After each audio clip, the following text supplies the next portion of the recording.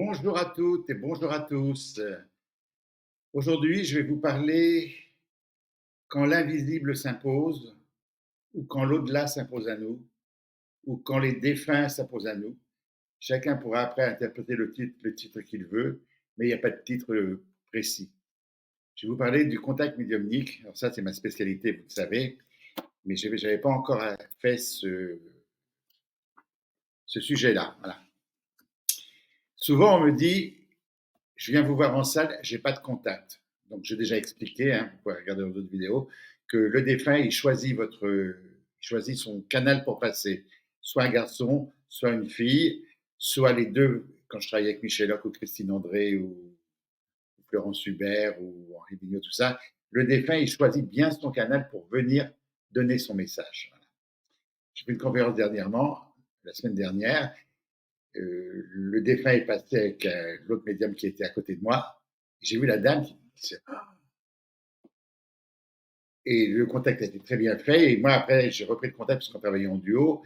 Et là, son visage s'est éclairci parce que c'était moi. C'est pas important que ça soit moi. Ce qui est important, c'est que vous receviez le message. Voilà. Donc, quand l'au-delà s'invite ou quand les défunts s'imposent et tout ça, alors, je vais vous raconter des choses qui sont vraies, parce que ce que je raconte dans mes expériences sont vraies. Des fois, elles sont un peu incroyables, je m'étonne un peu moi-même, mais pourtant, c'est comme ça que les choses se passent. Je vais vous parler de David. David est un jeune homme qui était pompier, qui aujourd'hui, je peux en parler parce que quand je fais, un petit peu moins en ce moment, mais quand je fais mes interventions en salle, il vient toujours près de moi pendant quelques minutes, ou alors quand c'est de jeunes qui meurent sur la route d'accident, il vient parce qu'il était pompier. Voilà. Donc, j'ai rencontré David, mais parce qu'il était décédé, sinon je ne l'aurais pas rencontré. Hein, voilà. Donc, l'histoire de David, quand l'au-delà s'impose, David, quand il était en vie avec son papa et sa maman, il lui disait toujours, ah, c'était un jour, il lui disait toujours, tu devrais, je me rappelle pas s'il lui disait un jour s'il m'arrive quelque chose, je me rappelle pas trop, mais je sais qu'il lui disait, tu devrais aller voir le film Ghost, tu devrais aller voir le film Ghost. Donc Ghost, c'est un truc qui est un peu connu, tout le monde a vu ce film-là une fois, au moins ceux qui s'intéressent au paranormal. Et dans Ghost, on voit la personne vivante qui est sur Terre et on voit celui qui est parti qui se met près d'elle et tout. Voilà, c'est comme ça que ça se passe pour ces passages-là. Voilà. Donc, il disait, tu devrais aller voir le Ghost. Bon, puis la maman, elle était loin de tout ça. L'au-delà, quand tout va bien, on n'y pense pas. Mais les mamans, souvent, ils ont toujours l'intuition de se dire, peut-être qu'il partira avant moi ou peut-être qu'il va arriver quelque chose. Voilà. Et puis le temps passe, le temps passe. David est pompier, il a une fiancée, tout va bien. Et je pense qu'il venait manger chez sa maman le vendredi, je crois. Et un vendredi, il lui arrive avec un bouquet de fleurs. Et puis il lui dit, bon, ben à bientôt. Et sa maman lui dit, pense, c'est drôle, il m'amène des fleurs, il me dit à bientôt. Et là, elle a une intuition qu'il allait se passer quelque chose. Mais c'est qu'une intuition parmi les autres, voilà. Mais ce qui arriva, David va décéder. Donc c'est la dernière fois où elle l'a vu, à midi. Et c'est dur la vie. Alors, j'insiste, c'est pas de la faute du bon Dieu, c'est pas de la faute de personne, c'est comme ça. Voilà. Donc, suite à ça, elle a fait des recherches, hein, comme il lui parlait toujours de ce film, donc elle a fait des recherches, elle a regardé un peu les médiums, elle a dû rencontrer des parents qui avaient perdu des enfants, tout ça, et de fil en aiguille, ils arrivent à entendre parler de un tel, un tel, un tel, et de Rénal Roussel, et elle se penche sur le film Ghost. Elle regarde une fois. Si je vous raconte ça, c'est parce que j'ai l'autorisation de le faire. Hein, voilà. J'ai l'autorisation de le faire et que je suis devenu ami avec ces gens-là après. Alors, je ne peux pas devenir ami avec tous les gens qui décèdent, mais il y a le destin fait qu'il y a des affinités qui se créent, c'est comme ça. Donc, j'ai le droit de vous le raconter parce que je sais qu'il y en a qui vont aller répéter. J'ai le droit. Elle regarde le film Ghost une fois, deux fois, trois fois, quatre fois. Ouais, oui, bon, ben, la fille, elle meurt, le bonhomme, il va là-haut, il se met à côté d'elle. Voilà. Elle comprend qu'il y a. C'est tout. Et un jour, elle réécoute encore une fois supplémentaire le film Ghost. Et alors, tenez-vous bien, vous pourrez le regarder à nouveau parce qu'après ça, je pense qu'il y en a qui vont regarder pour voir si c'est vrai ce que je raconte. Alors, sur un magnétoscope, hein, donc c'est ancien, on n'est plus au DVD. Sur un magnétoscope, la scène était au bout de 20 minutes. Voilà. Sur un DVD, je ne sais pas, ici sur un site de vidéo, je ne sais pas comment ça fonctionne, mais c'est au tout début du film. Donc, il marche dans la rue, il meurt, on voit son corps qui monte dans la lumière, C'est comme ça que ça se passe. Après, il se dépatouille là-haut un petit peu. Et après, une fois qu'il a trouvé un peu la paix et tout ça, il revient vers sa femme et il fait de la poterie ensemble, comme ça. On voit. C'est un joli film, hein, voilà. Bon, après, ça se transforme un peu à la fin, un peu. Mais c'est parfait. Le début, c'est parfait. Elle fait de la poterie comme ça, la scène. Il se penche, il lui parle, mais elle n'entend pas, et elle lui parle. Et elle lui dit, à un moment donné, j'ai été porter ta chemise au pressing, j'ai vu Monsieur Reynald. Le prénom Reynald, c'est cité. Ça dure une fraction de seconde. La maman, elle fait tilt. Qu'est-ce qu'elle fait? Elle cherche Reynald Medium. Elle voit que Reynald Medium fait une conférence à Paris à la gare Saint-Lazare. Il décide de venir. Entre-temps, la gare Saint-Lazare, j'avais quitté la salle. Je donnais mes conférences dans une autre salle à l'hôtel Bréban à l'époque. Et j'avais ma fidèle Lucie, qui était mon assistante de l'époque. Lucie, je ne sais pas si tu es au ciel ou si tu écoutes mes vidéos en cachette, parce que comme on est parti un peu fâché, mais je ne t'ai pas oublié. Voilà. Donc j'avais dit à Lucie, tu vas à la gare Saint-Lazare, quand les gens arrivent, tu leur dis que je suis à l'hôtel Bréban. Voilà. Donc je vais les appeler Marc et Françoise. Marc et François et Marc, c'est papa, ils arrivent à la fameuse gare Saint-Lazare, personne, désespéré. Je pense que le papa, il traînait un petit peu la patte pour y aller, mais je ne suis pas trop sûr de ça. Mais bon, ils venaient avoir un message de leur fils, enfin, voir ce que c'était vraiment. Et Lucie leur dit non, il est parti, il est à l'hôtel Bréban, c'est à 20 minutes de métro. Ils se disent, oh ben non, on n'y va pas. Puis, un mois dit, on y va. Ils font le trajet, donc ils avaient à peu près 10 minutes de retard. Moi, je ne supporte pas les gens quand ils arrivent dans ma salle avec 10 minutes de retard. C'est un manque de respect envers les gens qui sont dans la salle, envers les défunts qui sont là-haut, qui vont venir, et puis envers moi. Voilà. Mais ce jour-là, j'étais de bonne humeur. Je commence ma conférence.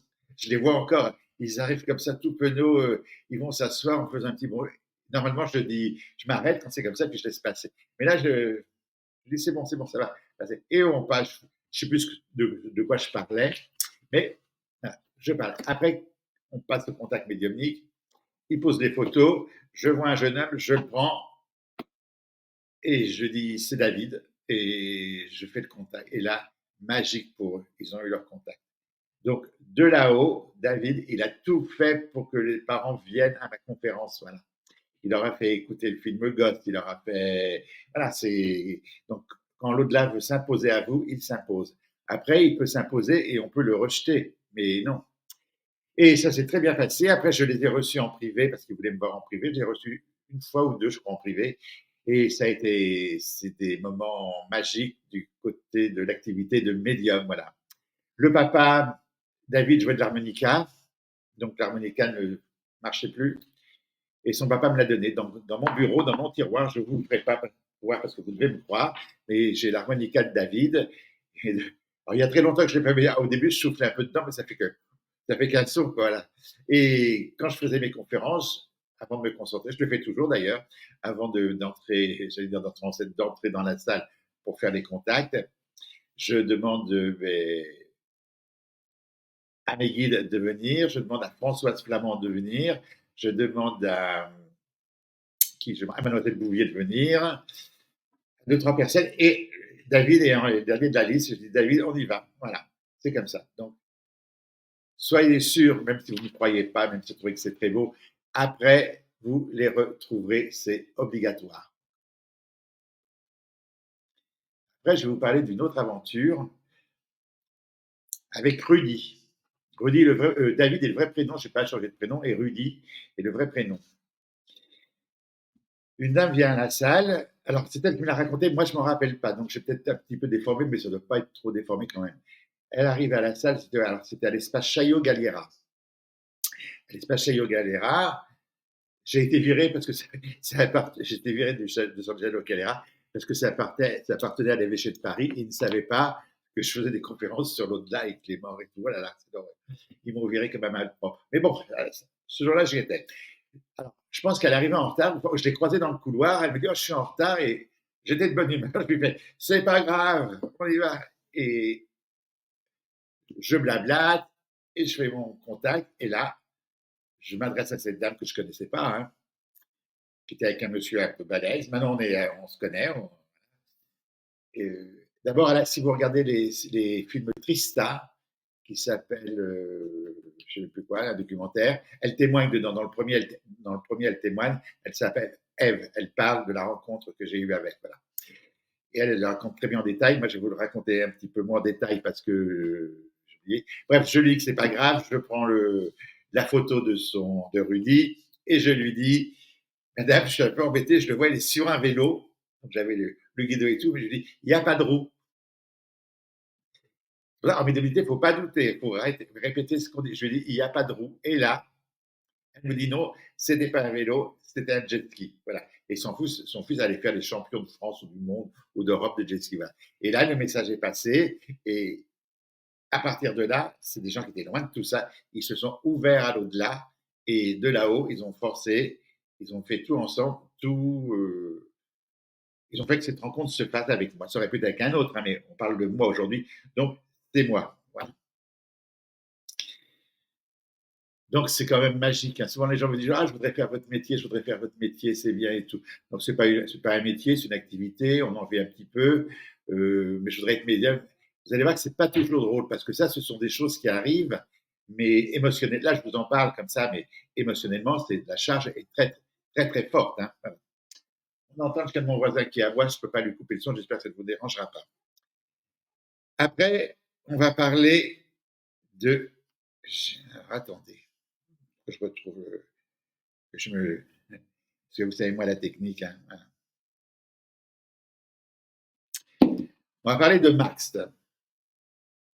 Alors, il y a une dame qui s'appelle Sandrine Hk. Alors, je veux dire qu'elle est blogueuse, elle est magnétiseuse, elle a une page Instagram, une page Facebook, Sandrine Hk.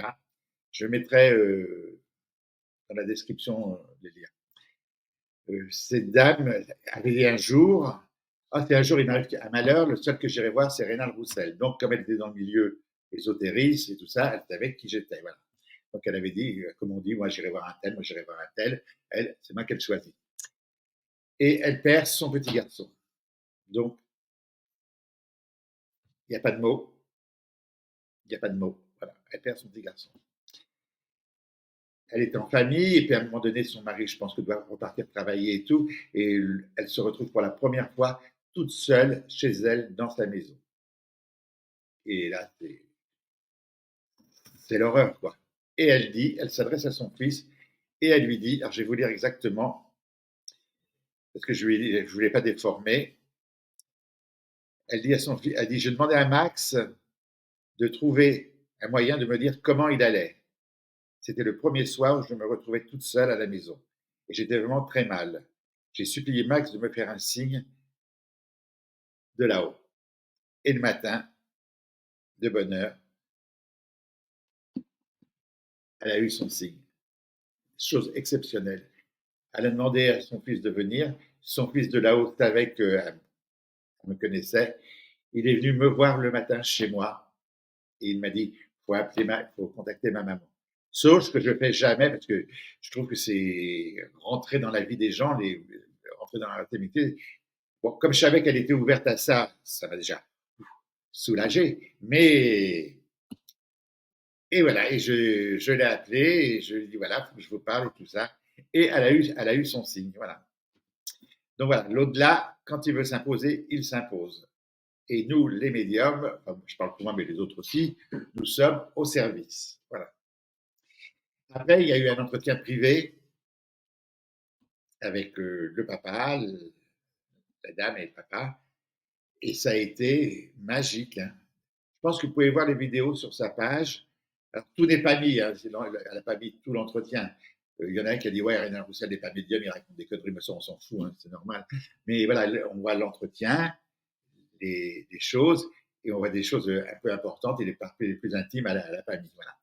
Donc, l'au-delà s'est imposé à elle et à moi pour que je lui donne ce message. Voilà. Donc, ça, c'est des côtés merveilleux qui arrivent quand on fait de la médiumnité, du contact avec l'au-delà. Alors, on parle toujours de l'au-delà, au-delà, au-delà, mais c'est au-delà de notre vue. Le documentaire sur Trista que je parlais avec elle tout à l'heure, ça s'appelle Au-delà de notre vue. C'est moi qui avais trouvé le titre Le gars me dit qu'est-ce qu'on va mettre comme titre? Je dis on va mettre au-delà de notre vue, puis il l'a retenu, donc c'est bien. Donc l'au-delà, c'est au-delà de notre vue, hein. L'invisible, c'est visible pour nous, mais c'est invisible pour vous.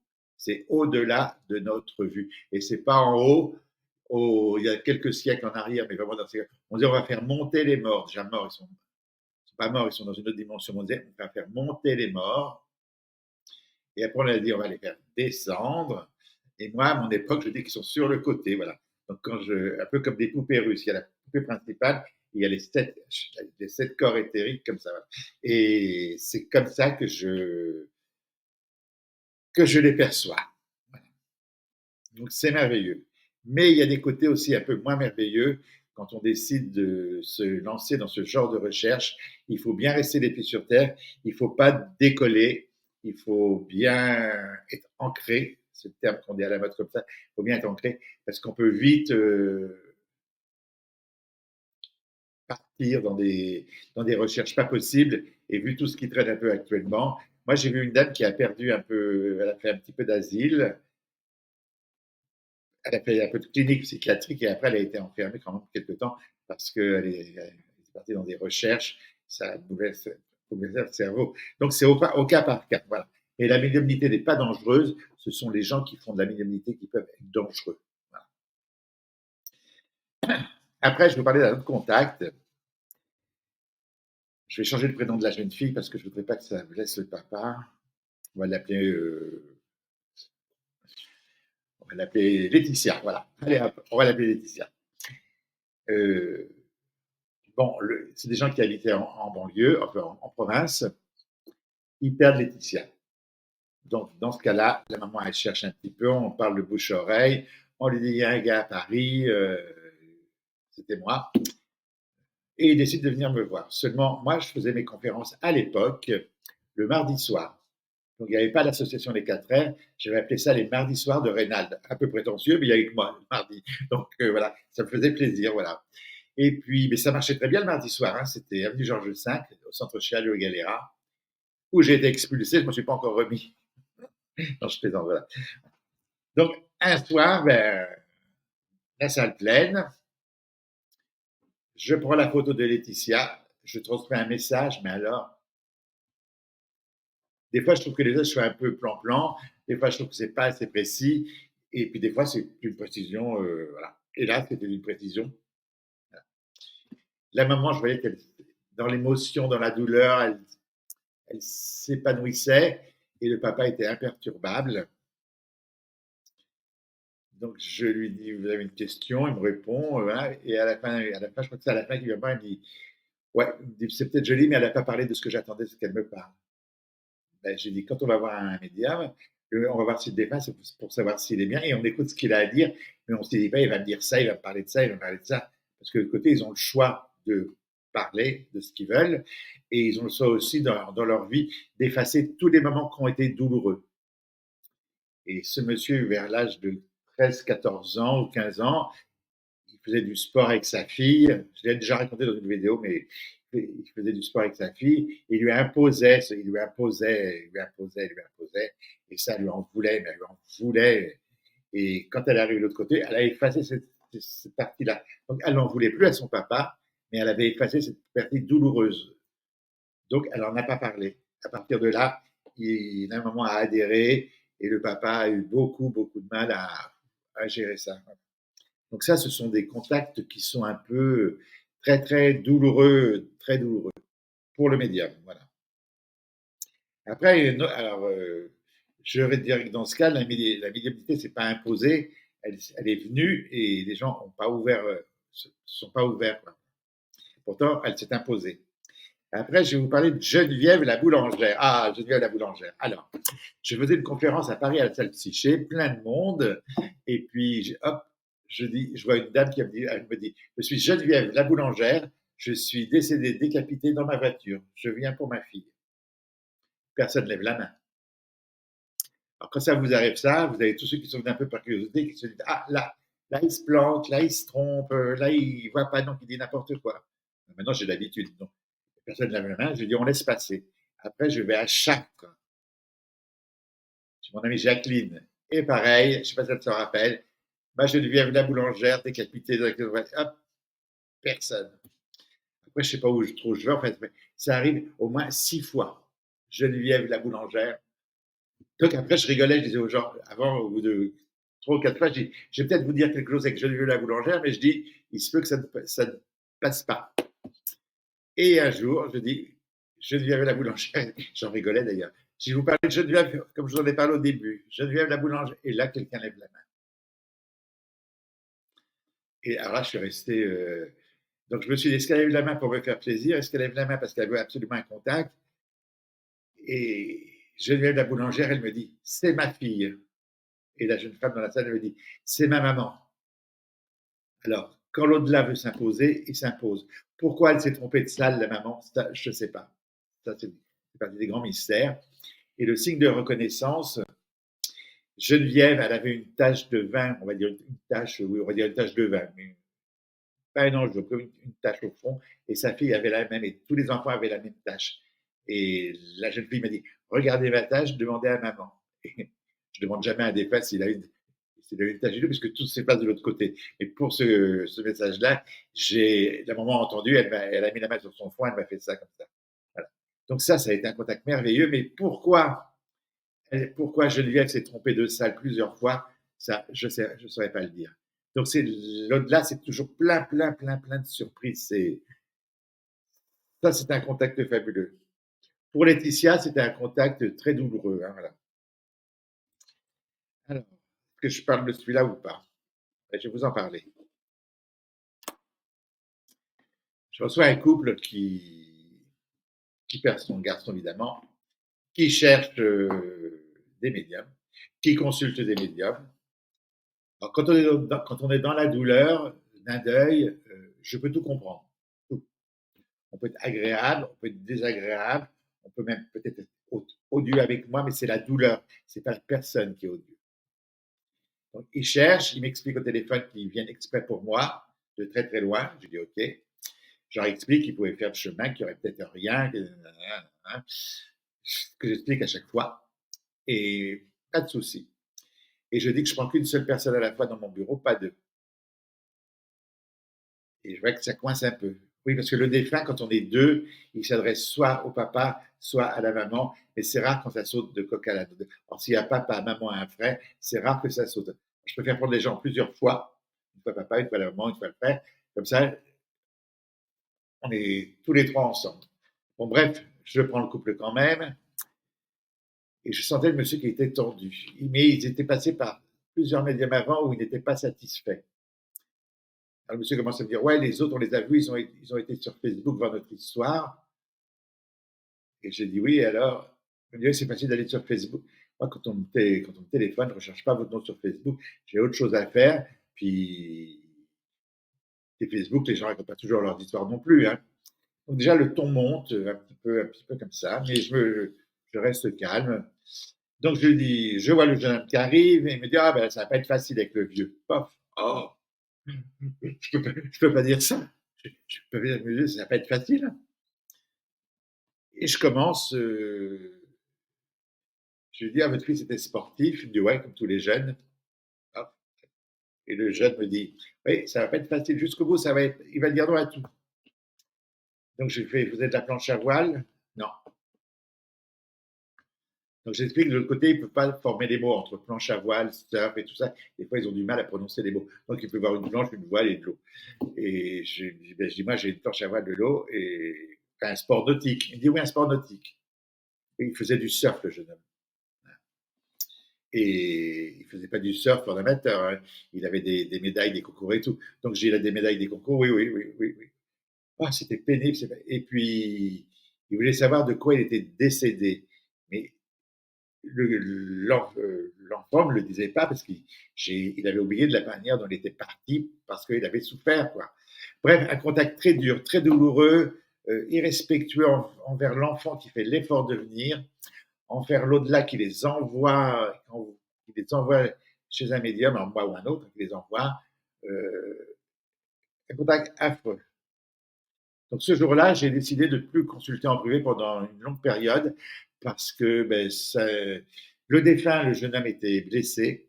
Il m'a dit: «Ouais, je suis venu exprès», il en voulait à son père évidemment, il en voulait à sa maman, et puis bon, je ne vais pas vous raconter le truc, mais après avec moi, ils ont été assez odieux une fois partis. Ah oui, en partant, ils ont été assez odieux.